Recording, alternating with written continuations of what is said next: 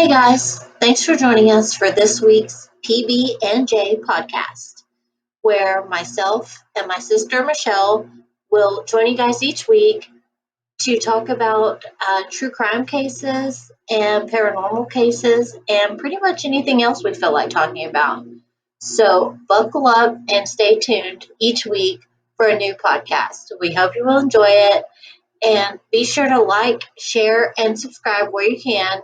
And if you feel like donating to us, you can do so at buymeacoffee.com/PBANDJ. Thanks for listening. Hey guys. So thanks for joining us today. I'm sorry we missed last week. We had some weather issues, so we couldn't get together and do our podcast last week. Snowmageddon here in Oklahoma. Yes. All hell broke loose. So that was our reason for being absent last week. So this week we're going to talk about the Fort Worth Three. And if you don't know, my sister and I are from Fort Worth, Texas. Go Longhorns! So this one is kind of near and dear to our hearts just because it's so familiar, the area Yes. and all of that. So, all right, so here's the story. The story is that on December 23rd, 1974, which was the year I was born, this would have been my first Christmas, three young ladies from Fort Worth went missing at a local shopping mall. They are Julianne Mosley, who was 9 years old at the time, Rachel Trelica, I believe that's how you pronounce it. If I'm pronouncing it wrong, I apologize, who was 17 at the time, and Lisa Renee Wilson, who was 14 at the time. And Lisa Renee went by Renee. So from this point forward, we'll call her Renee. Now, the connection between the three of them is Rachel, who was 17, was married to a man named Thomas Trelica. He went by Tommy. And they were married, and Rachel knew Renee, and so that was their connection. Renee knew Julianne because Julianne lived right across the street from Renee's grandmother's house, and Renee was over there a lot, like when her mom would work and stuff like that. Renee would go over to her grandmother's house. So that was that connection. So on this particular day, Rachel and Renee wanted to go shopping, and Julianne wanted to tag along with them. And originally her mom said no. Julianne's mom, which is Rayanne Mosley, said no, but eventually she let her go and said that it was fine. At first she was saying no because she didn't have any money, but Julianne, begged and pleaded and said, I won't have anyone to play with if you don't let me go. And so she acquiesced and let her go. Now, the other connection between Julianne and Renee is that Renee and Julianne's older brother Tommy were, I guess they were dating. It said in some stories it says that Renee had a crush on Julianne's older brother Terry. Terry is the older brother of Julianne, but he had actually given Renee a promise ring that particular morning. So I believe it was more than just a crush. I think they were actually an item. So they had actually invited him to go, but he was going to go see a sick friend instead. So, but he and Renee were supposed to attend a Christmas party that night. So Renee was going shopping, but she wanted to be back by 4, so she would have plenty of time to get ready for this party. Yeah, she was really excited about this party, and that was the stipulation going shopping, that she had to be back by 4 o'clock, so she would have plenty of time to get ready to go. Right. Now, the other connection, and I want to kind of delve into it a little bit just because it does play a significant role at the end of Later this, on, yeah. is that Rachel had an older sister named Deborah. And she also had a younger brother as well, but we're going to focus on the older sister. The older sister and Rachel's husband, Tommy, had actually dated a little bit. Now, if you stop and think about this for a second, you're probably thinking, oh, that's girl code. You don't do that. Not to mention that was your sister. Blah blah blah. Well, thing is, everything says that that relationship was so insignificant, that it was so fleeting and so not serious at all in any way, shape, or form. It wasn't serious. That there was none of that girl code or anybody having an issue with Rachel and Tommy becoming an item and eventually getting married. Now, at the time of Rachel's disappearance, her and Tommy had only been married for about 6 months, and Tommy did have a child from a previous marriage, I believe. So he had been married and divorced and had a 2-year-old child at the time of Rachel's disappearance. So,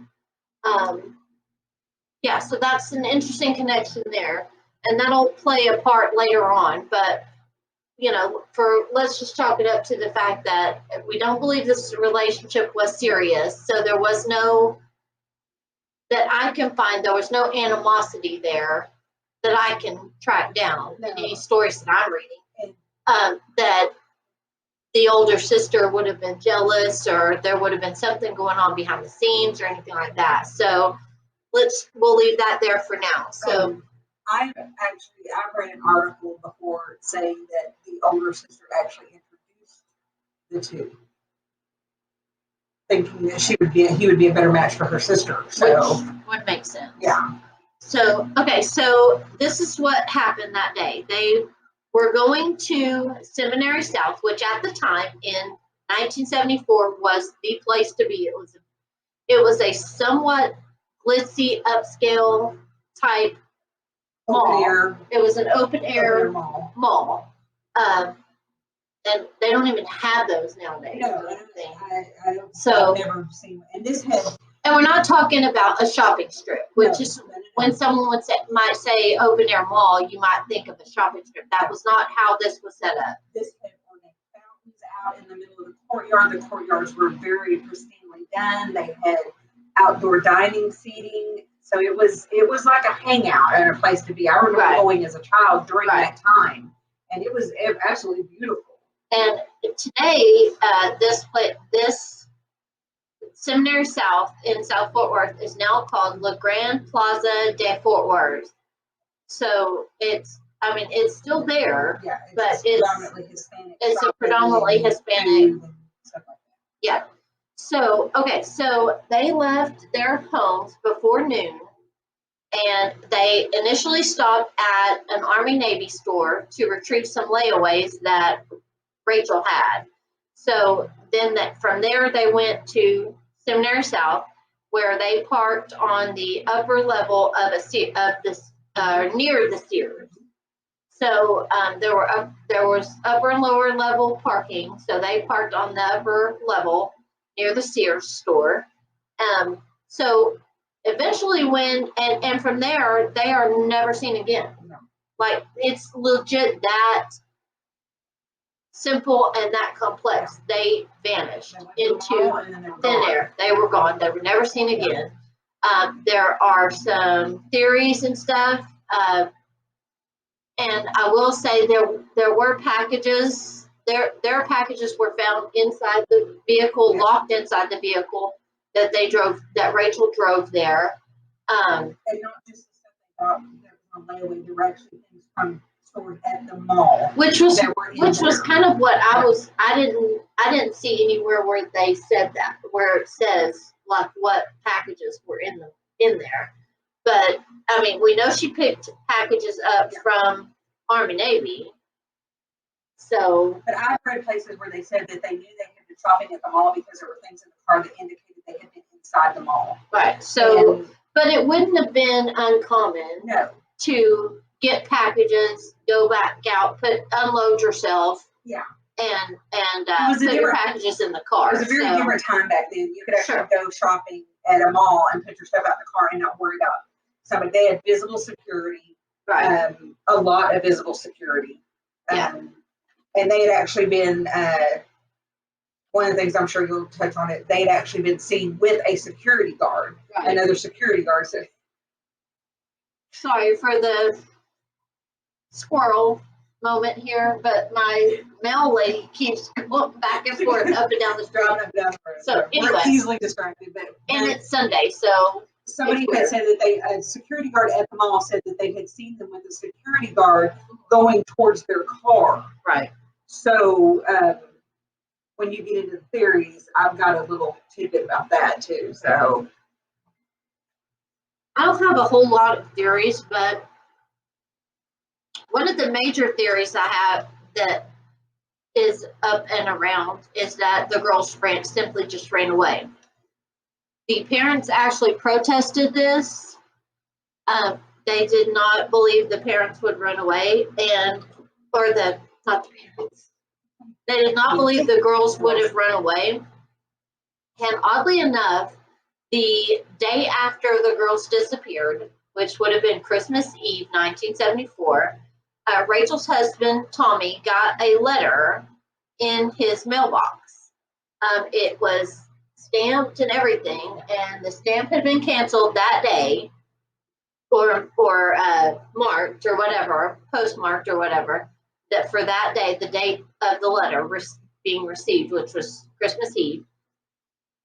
But the letter was odd. It was supposedly from Rachel, but it was odd because it was addressed formally to him. So it was Thomas, blah, blah, blah, his name. So he didn't go by that. Rachel didn't call him that at all. She called him Tommy. So for her to address it, if it truly was from her, and for her to address him so formally, that right there was alarm bells going off. Yeah. It also, there was some fishy circumstances regarding how her name was written on this letter. It didn't look like her handwriting. It was just, the whole thing was odd, but the letter itself said that she knew she was going to catch it for this, but they just needed to get away for a little bit, and they were going to Houston for a week, and they would be back, and that you could find the car on the upper level near Sears. So, so whoever wrote this letter, and I can almost guarantee you it was not Rachel, and that's my speculation. So allegedly, it was not written by Rachel. It just did not fit it did not fit her at all. And, but whoever wrote it knew where their car was. So it's very odd. Yeah, they had to have been with them or had close proximity to them that day. Or had seen them or something. Yes. But so that's odd. And back to Rachel's sister, she was actually with Tommy when he found the letter. So she lived with them. Yeah, for a brief period of time, she lived with them. And remember, now this is the sister that had once dated him. Right. So right keep into that in the back of your mind. Right into the next theory is that there was something going on with the sister and the husband, and the other two girls were just basically collateral. So, but I don't really think that. I mean, honestly, there is some cloud hanging around the sister because she, I guess, wouldn't take a polygraph. She kind of stopped cooperating or didn't cooperate or what have you. But you guys have to remember, this was 1974. She was either a teenager or a young adult at the time. So if she was older, Rachel was 17. So if she was older, she wasn't more than 22, 23, something like that, maybe. So, I would imagine there might have been some drug use going on at the time. That would have been one of the reasons for her not to want to talk to police or be involved or what have you. So I don't know. I mean, I just don't get that vibe from their relationship, that it was something going on that would have caused them to do away with Rachel. and these other two girls. I mean, why wouldn't they have just done away with Rachel? Yeah. Why grab the other two girls Yeah. at the same time? I mean, that just doesn't, that seems like more trouble than it would be worth. But, you know, I don't want to upset anybody or anything like that, because it is still very sensitive. These girls are still missing. Yes. They are still, it is still very possible that they are all still alive. Yeah.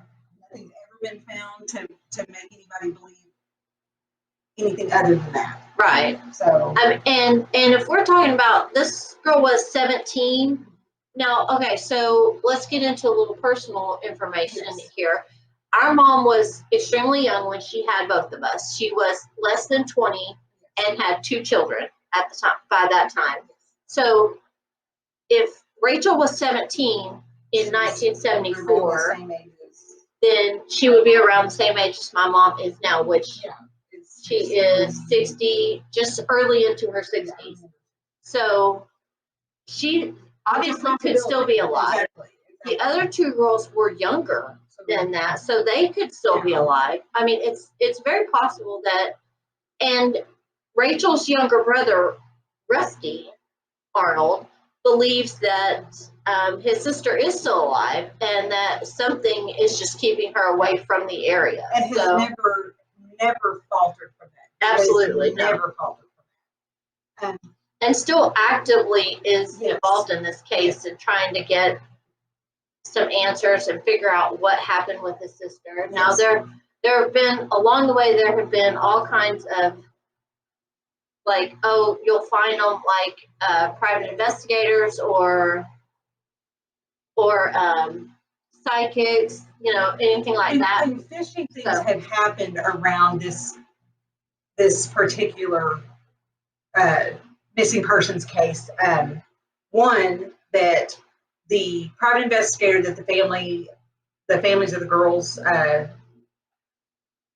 got in touch with and was working on the case, I believe he came in the picture around 75 to 78. Right. This was the first private investigator. This is the first private investigator. He ended up about 2 or 3 years later dying of what they believe was a suicidal drug overdose. Right. That's the actual what they said. And he left strict instructions that, and this has baffled me. I don't understand this. He left strict instructions to destroy anything in his possession pertaining to this particular case. And I believe it was carried out, which is devastating to the family, because what did he know and why did he want it destroyed? It doesn't make sense at all. That doesn't make any sense. Why would you want it destroyed? Even just as someone in that craft. Yes. Why would you not want the information you found to be told, and to be given to be known? They contacted, or they had actually people, I don't know that they contacted the psychic, but I know in one instance they had a psychic reach out to them stating that the girls' bodies would be found in a particular area. Their bodies were not found, but there actually was a body found there that ended up being a young boy. So there was also a theory that the serial killer Henry Lee Lucas, what was his name? It's either Henry Lee or Henry Wayne Lucas. I can't remember which one. He was a prolific serial killer that had murdered a lot of young women in the Texas area. Some of the bodies, I believe, he was involved with. If anybody knows anything about it, there's a documentary called The Killing Fields, which covers a stretch of highway between Houston and Galveston that is desolate. It's like an old oil well area. It's desolate. There were a lot, probably well over a dozen remains found of different women in that time frame between like the 70s and the early 80s. They believe that they might have fell victim to him, and because there were a lot of unsolved murders that he was involved with prior to him being executed that he never would give any information on. And he was a jackass. Yeah. So he got a rise out of not telling them things. There was something wrong with him. The one thing that I've always had a problem with is the running away thing, because they have actually this is my theory about that. Nobody is going to make plans and run away. Right. The younger girl had plans. She was super excited about her boyfriend had just given her a promise ring. They were going to their first major couple event that night. I'm sure she was ready to show her ring off. Sure. Excited. I got to be home by 4. Well, and here's my I'm not thing. going to run off. So here's my thing. Why would if Rachel needed to get away, how did she get there if she left her car behind? Right. And also, why would she take the other 2 with her? What would be the point of that? Right. And no 9-year-old is, because the way they made it sound is like they all just decided they were going to run away together. It's 2 days before Christmas. Yeah, no 9-year-old is running away. So that's her mother has said that too, that there's no way a 9-year-old is going to run away because it's 2 days before Christmas. Now this was probably one of the major kidnapping or disappearance issues there in Fort Worth. Right. We were little. I remember going to, and I mean, Jenny is a little bit younger than me, but I remember going to Seminary South as a child. So it was there as well. Yeah. So I mean, it was somewhere that you went and you hung out. So this wouldn't have been out of the ordinary for these girls to go there to hang out. They were picking up Christmas. It was festive. It was get you in the holiday mood, that type of thing. This place during Christmas was on fire. They had outdoor carolers. They had Christmas trees set up. So this was those little fashion shows that yes. random kids would be involved in. Yes. And these girls, there was a point where a security guard said that he had seen them with another security guard heading to their car. So what I've read about that, the theory is that somebody had been messing around their car or had been following the girls. And the girls reported it. So the security guard was going to take them out to their car, make sure everything was okay. That was the last time they were seen. There's also somebody had said in a roundabout way that they had seen the girls being shuffled into a truck. Yes. But they never could find the witness that supposedly said that. So, well, in another theory, they had talked to a witness and seen that and said that he confronted the gentleman that was shoving them into the truck, and the guy told him that this was a family matter and none of his business. But the girls were not screaming, they were not crying, so they thought that they possibly knew the man. Now, the weird thing about that is the 3 girls only have an acquaintance connection. So it had to have been somebody that all 3 of them knew. Right. For none of them to be upset. Right. They weren't real. The girls themselves weren't related. The closest connection is that Renee was dating Julie's older brother. Yes. That's the closest connection between these 3 girls. Because Renee and Rachel were only friends. Right. They weren't blood related. Right. And Renee, a young boy that Renee went to school with, said that he had seen her in a record store earlier at the mall, and that there seemed to be another gentleman with them, but they never acknowledged him. But he seemed to be with them, so they believed that there were more than one person involved in what was going on. As early as 2018, they were still working on the case. There was a tip, an anonymous tip stating that they believed that the vehicle that the girls were abducted in was in Benbrook Lake, which if anybody is from the area, you know Benbrook Lake is notorious for having vehicles in it. I don't know why that's an area that people, but there have been several cars pulled out of Benbrook Lake. A local company down there, with the help of the family, raised the money because it is very expensive to dive down and retrieve a vehicle. They ended up retrieving, I think, 2 vehicles, both of which were not involved in the case at all. They had nothing led them after retrieving the cars. But I mean, the family is still very active. They have a Facebook page. They have a website that people look after they're very active and still wanting clues. And you know, you may not, I know a lot of the people that listen to us are local in this area for Oklahoma. But, you know, if This isn't that far away. it's not, and I mean, there's possibility that somebody could know something and not realize that they know something. I can't even tell you how many times, like nowadays, we've been to the mall. We were at the mall a couple of weeks ago, and this is something that happened here. We were at the mall a couple of weeks ago. The next day, one of the employees at a shoe shop got into a gunfight in the mall. We had just seen this guy. And when we walked past the store, he smiled and said hi to us, but then got into an altercation with a customer that knew him later on that day. So, you know, we were like, oh my God, we just saw that guy. Yeah. So you never know what you might, even though it's been a long, long time, you may know something or know somebody that knows something or something like that. These families are still, it's very, very raw for them. It's like it happened yesterday. And I don't imagine when there's no proof that that person is gone.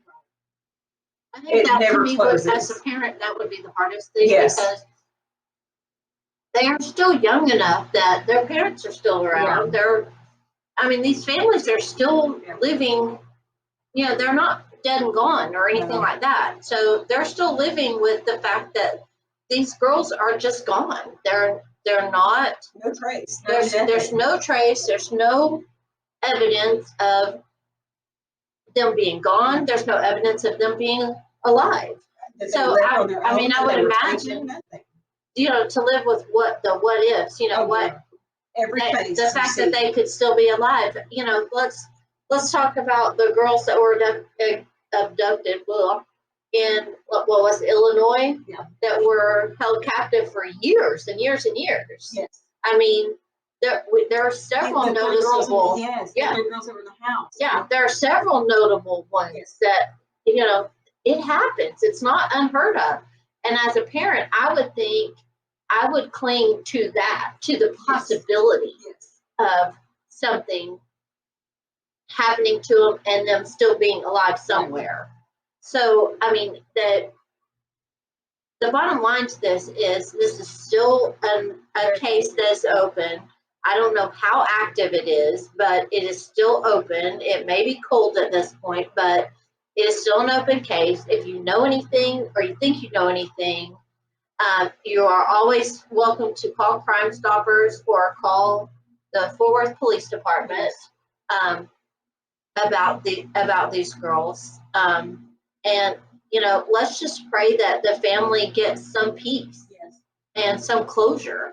I can't imagine how helpful that would be at this point to at least have some kind of answer, you know, some kind of peace about what happened to these girls and where they went and why, when, where, why, and how. There are very legitimate websites, the Missing Trio, the Fort Worth 3, things like that, that are that do work closely with the family. They do raise money to help the family keep this on the forefront. It takes a lot to make your voice heard when it's this cold. We're talking 40 plus years that these girls have been missing. So to keep them in the forefront, it does take money. And if you're in a position that you can help this family, you know, do your research, look for the families. You know, like I said, there are groups that are associated with the family that kind of keep it going. They're still bouncing around theories. They're still bouncing around ideas. You know, people, fresh eyes are looking at the story and they come up with, hey, what about this? What about that? You know, unfortunately at the time, I think it was a little bit before cameras were very openly used. There might have been some in few parking lots that I think they have some that's grainy, but they can't really tell. But, you know, the family is still going after every lead they possibly can, but it does take money to help do that. So if you're in a position that you can donate money to those organizations, you know, do this. Like I said, these are families that there is nothing that has ever been told to them or given to them or that they have looked at that have pointed to these girls being deceased. So if you haven't heard about Anchor, it's the easiest way to make a podcast. Let me tell you why. It's free. There are creation tools that allow you to record and edit your podcast right from your phone or computer. Anchor will distribute your podcast for you so it can be heard on Spotify, Apple Podcasts, and many more. And you can make money from your podcast with no minimum listenership. It's everything you need to make a podcast in one place. Download the free Anchor app or go to anchor.fm to get started. That's anchor.fm to get started today. So, keep that in mind when you're looking through these. Like I said, we always, encourage you to do your own research. Sometimes if somebody steps back when you don't know nothing about it and you start reading, things do pop up, theories do pop up. And they have actually, I've been involved in some of the pages that the families have on it and that the investigators have on it. They do run every possible lead they can. The serial killer lead did come to a dead end. Unfortunately, he passed away before he would say anything else, which if you read on him, he was just an ass, pardon my language, but he liked to tease people. They've had a couple of other serial killers in the area that have said, oh yeah, I know where they are, but they do that to get out of the prison for a day, and they know nothing. Every time that happens, it's another heartbreak for the family. I imagine they see these girls' faces and everybody that walks past them. They've done age progression photography on them. And we were even talking about this morning that is it Rachel or Renee? Renee looks like she could have been related to our family. She looks like my mom. Rachel. She looks like my mom when my mom was younger. Right. And we, I've always thought that's so weird but it was the 70s. Right. A lot of the girls dressed that way. So, they were pretty close to the same age at the time. So it's something that I can't imagine, like my sister said, I can't imagine as a parent having no closure whatsoever. Yeah, just not knowing, just the whole not knowing. And it's torn. I think is it Rachel's family? Yeah. Yeah. It's torn Rachel's family apart to where they don't speak to each other. It's been very, very difficult, and it's a very hard thing for families to live through. But it's caused some major rifts in their family, and I really hate that. I hate that for them because they're already missing one to be missed, to not be connected in that way. And there was, excuse me, there was a lot of, like with Julianne's family, there was a lot of, like it really did a number on them as well, which it would do a number on any family, I think. But there are reports of Terry saying, like he would have, obviously he worked, but he would have to like hide food just to make sure he had food after this happened. Like their mom basically was like off the deep end, and this is just a report. Whether this is true or not, I don't know. But this is a report that I read that it caused a lot of problems, as you can probably imagine that it would. I can't imagine, having excuse my sister taking a drink there. I can't imagine losing a child and then still having children that I had to be concerned with and worry about, because I think I would just lose my mind, honestly. And I've read instances where when something like that happens and a parent loses a child and there's other children in the home, they either go one or two ways. Either they become completely despondent, not knowing anything that's going on, or they are completely almost attached to those children to where they do nothing. Which actually happened with Renee's family. She had a brother. Yeah. And they basically were so protective of him that, at this point, I don't even think he will talk about it. That, they were so protective of him. So you have, all sides of the spectrum here with these three families, that it's heartbreaking. And we wanted to bring it to you guys today, just kind of, do our little part and help bringing this to awareness and making people know about this story and know that these girls could still be, regardless of whether they are alive or passed, they are out there somewhere. Yeah. And these families deserve to know where their girls are, And whether they are alive or passed. They deserve to know. they deserve closure. And this is one too, and I want to really hit this point home. This is one of those cases that unfortunately not a lot of people know about. Right. Outside of the Texas area. I've done research on this. It's always been something that's on the forefront to me because it was in my hometown, and that it was never solved.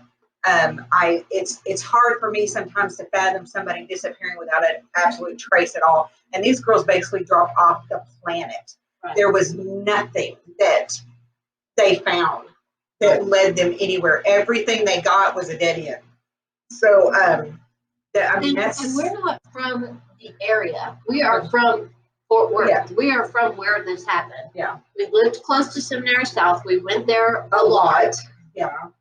The entire time growing up, it was Seminary South. That was our shopping place. That's where we went to shop. Yeah. For everything. So this is where we're from. We're not from close to this area or whatever. This was somewhere we frequented a lot. Now, granted, these girls were much older than we were at the time. I think in '74, what, you were almost 3? Yeah, you had just turned 3 in December. I was born in February of '74, so this would have been my first Christmas. So, and could probably guarantee that sometime during that holiday season we had been to Seminary South, sure, possibly that day. So I mean, it's one of those places where we didn't have. I think there was only one other mall in the area at the time. Right. So if you were in Fort Worth, depending on what side of Fort Worth you were on, you either shopped at Seminary South or I think the other one was Ridgemar Mall. So you either shopped at this one or you shopped at that one. We were on the side of Seminary South. Right. Because at the time we lived in Forest Hill. So that was where we were. So yeah, this was something that we frequented. We saw this place often. For somebody to disappear from there, and you're talking December 23rd. They were packed. They would have been packed that day. Yeah. So for someone to for nobody to have seen, nobody viable to have seen what happened to these girls or to have noticed something happened. Because there was a lot of, I thought, nothing in stone. Right. So, I mean, and, I know it's easy for us to get kind of locked in our own, what we have going on, but let's for a second think that these girls are out there. They deserve to be brought home one way or another. And if you think you know something, or you think you might have some information, or you heard you heard a family member say something about something, and anything that you think, regardless of how insignificant I would think you think it is, say something. And one of the Crime Stoppers, Fort Worth PD, anything like that. This is still an open case. It's not a closed case. It has not been solved. All the girls went to school there locally. Rachel is the only one that they've actually said she was enrolled in Southwest High School. So if you went to that school and you remember hearing something that day or something, that's something too that might be viable to the family. So. Right. So that's what we wanted to bring to you today. Anything else, Shep?